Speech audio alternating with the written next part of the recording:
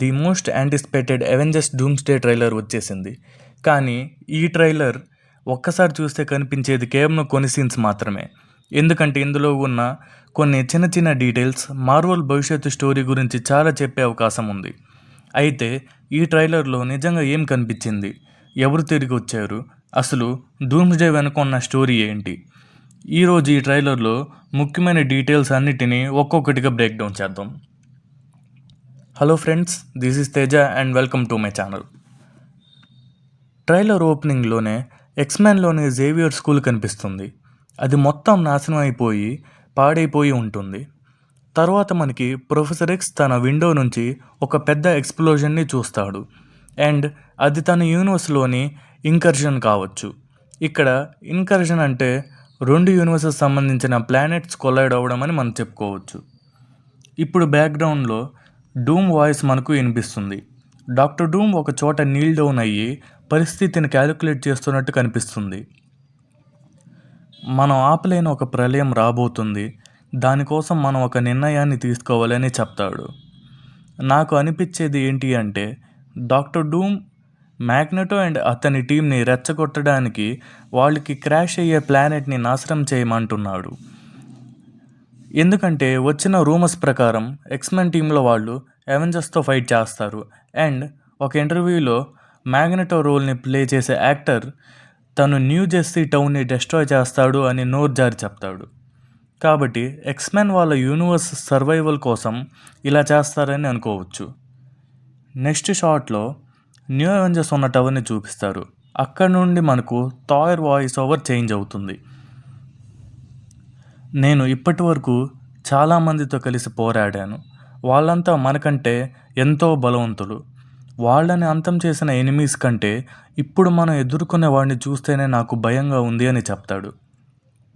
Just imagine, Thanos తల నరికిన వ్యక్తి అవెంజర్స్లోనే స్ట్రాంగెస్ట్ అయిన గాడ్ ఆఫ్ థండర్కే భయం వేసిందంటే పరిస్థితి ఎలా ఉందో.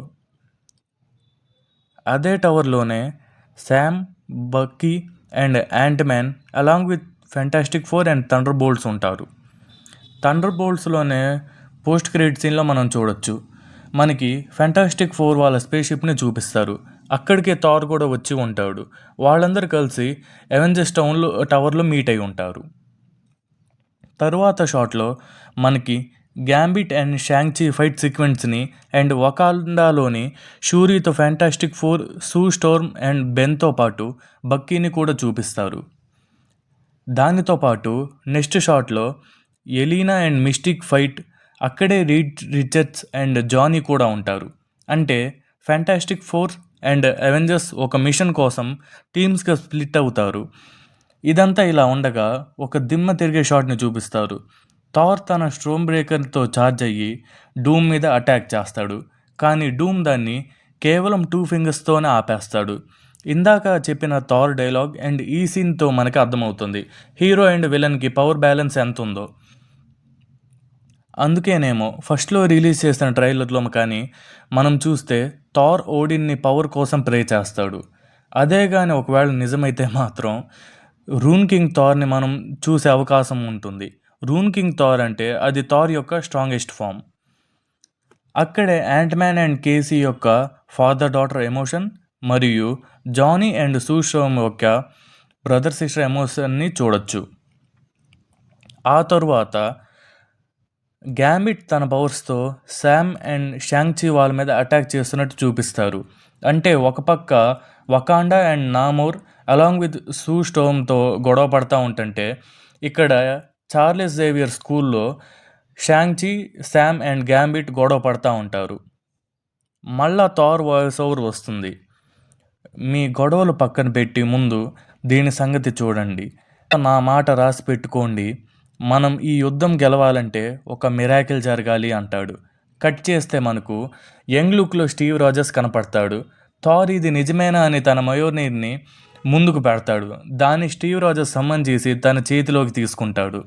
అక్కడితో ట్రైలర్ కంప్లీట్ అవుతుంది. కానీ మనకు ట్రైలర్ మిడిల్లో లోకీని కూడా చూపిస్తారు. ఇప్పుడు అతను మల్టీవర్స్ ప్రొటెక్టర్.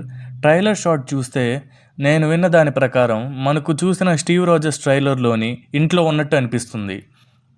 అక్కడ నుండి స్టీవ్ని కలిసి లోకి వచ్చే థ్రెట్ గురించి చెప్తాడేమో అనుకోవచ్చు. థార్ అండ్ లోకి యొక్క ఎమోషనల్ యూనియన్ కూడా ఉండొచ్చేమో అనిపిస్తుంది. మరి ఈ ట్రైలర్ గురించి మీరేమనుకుంటున్నారో కామెంట్స్లో చెప్పండి. అండ్ వీడియో నచ్చినట్టయితే లైక్ చేయండి. ఇలాంటి nations news suggestions and breakdowns కోసం ఛానల్ని సబ్స్క్రైబ్ చేసుకోండి.